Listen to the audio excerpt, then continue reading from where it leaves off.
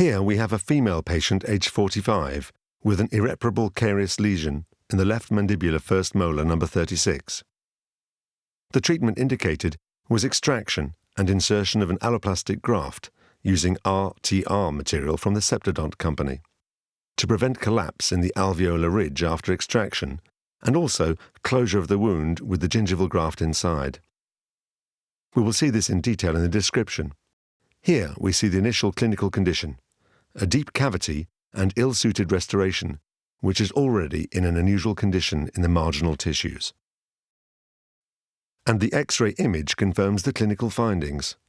Caries. Treatment of the root canal was apparently well carried out. However, the tooth is no longer restored. On removing the filling, we can observe the occlusal clinical image that confirms the diagnosis of the loss of this tooth due to the lack of adequate restoration. In this image, we can observe the loss of over 80% of the vestibular surface.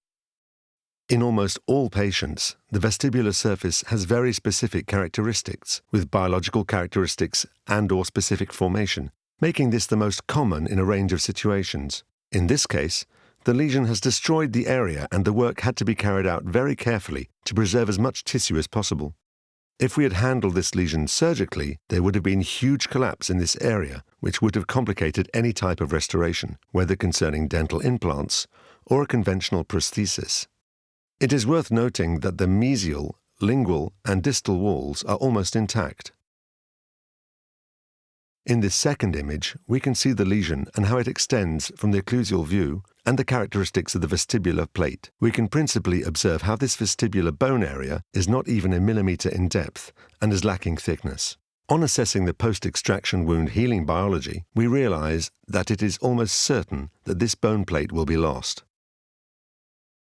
Here, we see the first R.T.R. tricalcium phosphate cone positioned in the alveus of the mesial root. We remove it from its packaging by cutting the plastic bag and taking it out delicately with tweezers. Because obviously the material only has a small cover of collagen, we place it directly in the alveolus, in this case the area where the lesion is biggest, which is the alveolus of the mesial root. A second cone is placed in the site. To clarify, the first cone is placed in the mesial root. The material is packed in, but the size of the lesion requires the use of a second cone to bring the material to the most coronal part, as our main goal is to avoid collapse during healing of this site. Without the primary closure, we can observe the first sutures on the lesion. Without this primary closure, without a graft of course, the healing of this site would be even more complicated with a graft at this time of surgery. The patient's agreement is required after explaining the causes. We take a connective tissue graft from the palate, which will simply and easily constitute a membrane to cover this alveolus that cannot be closed for first-line therapy. In this way, we are assured of the most suitable healing possible for prosthetic or implant purposes. We also prevent collapse in this area, which would complicate the treatment or replacement of the tooth. In this X-ray image, we can observe the site immediately after the procedure. As we can see, the tricalcium phosphate granules completely fill the post-extraction alveolus. We can see the cortical areas of this bone. We could still call the alveolar bone itself fascicle bone that has not been reabsorbed. We can also see that the alveolus is completely filled with material. This surgical procedure was carried out in my clinic by one of the postgraduate periodontic students at the Universidad Autónoma de Guadalajara, Dr. Carolina Céspedes, who is under my supervision at the university. In this X-ray, we have an approximate date, which we take to be the 16th of October, just a few days ago. We can observe, and this is something to be clarified, that the tricalcium phosphate constitutes an osteoconductive material that facilitates healing and which is replaced over time.